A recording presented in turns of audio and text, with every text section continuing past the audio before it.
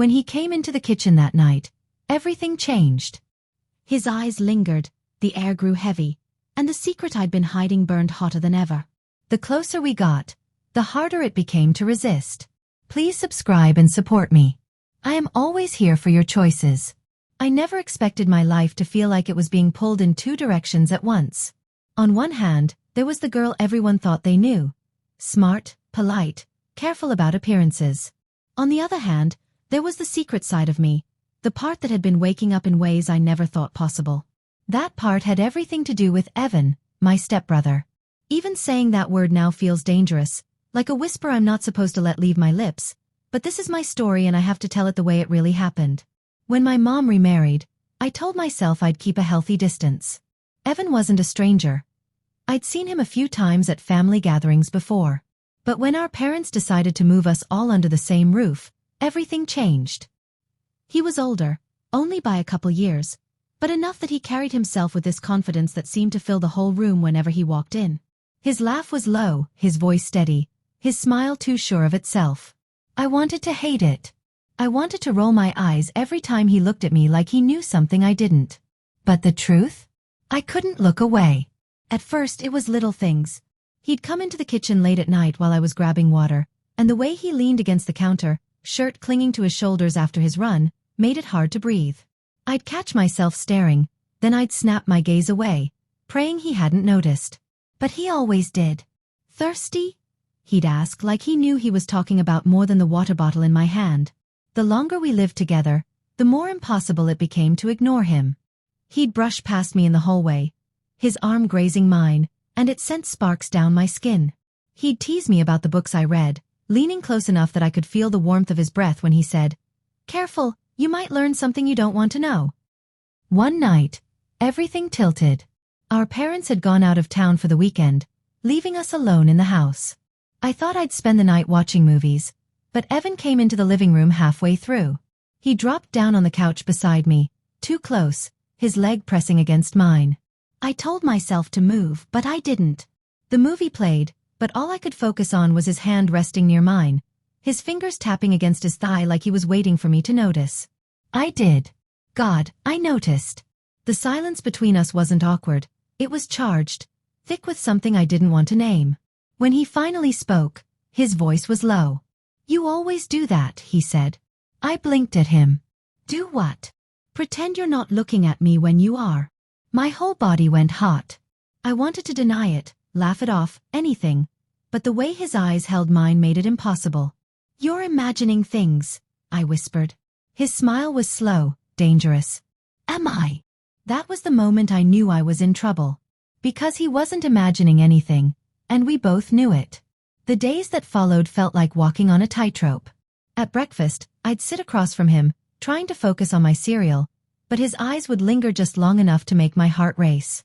When our parents were home, he was careful, casual, the picture of a perfect stepson. But the moment they weren't looking, his tone would change, sharper, hotter, full of meanings no one else could hear. One evening, I was in my room getting ready for bed when I heard a knock at my door. "Come in," I said, thinking it was Mom. But it wasn't. It was Evan. He leaned in the doorway, arms crossed, looking like he owned the place. "You left your charger downstairs," he said, holding it up. "Thanks," I said quickly, trying to hide how flustered I felt. He didn't leave, though. He set the charger on my desk and then just stood there, watching me. "You know," he said softly, "you're not very good at hiding." My breath caught. "Hiding what?" He stepped closer, his voice dropping lower. "The way you look at me. The way you react when I get too close." I should have told him to leave. I should have pushed him away, shut the door, pretended none of this was happening. But instead, I just stood there, frozen, my heart pounding so hard I was sure he could hear it. "Evan," I whispered, but the word barely made it out. He reached out, gently tucking a strand of hair behind my ear. The touch was small, innocent enough that anyone could have mistaken it for casual. But it wasn't casual. Not with the way his fingers lingered, the way his eyes searched mine, daring me to deny what was happening between us. That night, nothing more happened, but everything had already changed. The closer we got, the harder it became to hide. We'd steal moments when no one was looking. Our conversations were layered, full of things we weren't saying out loud. Every time his hand brushed mine, every time his gaze lingered too long, it was like playing with fire. One afternoon, we were out by the pool. Our parents were inside, talking with friends, and I was stretched out on a chair, pretending to read. Evan came out in swim trunks, water glistening on his skin, and I couldn't look away. He caught me staring. Of course he did. He always did. He leaned down, his face close to mine, his voice low enough that only I could hear. "If you keep looking at me like that, you're going to give us away." I swallowed hard, my book trembling in my hands. "Then stop giving me reasons to look." He smirked, straightening up, and dove into the pool. My pulse didn't calm for hours.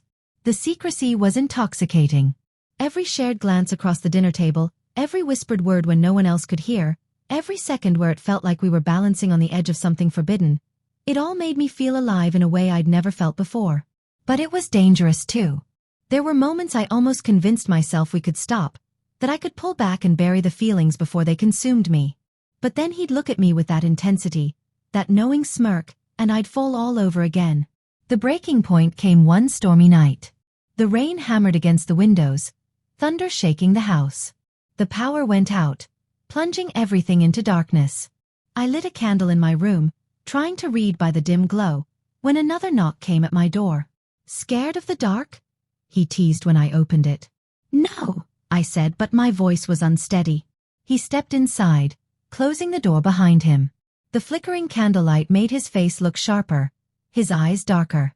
For a moment, neither of us spoke.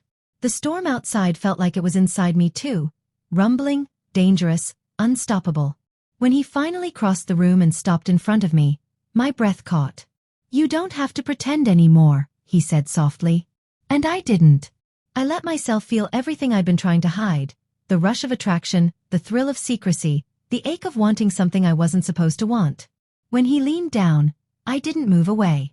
The space between us vanished, and in that moment, I knew there was no going back. The closer we got, the harder it became to hide, and the more impossible it was to even want to.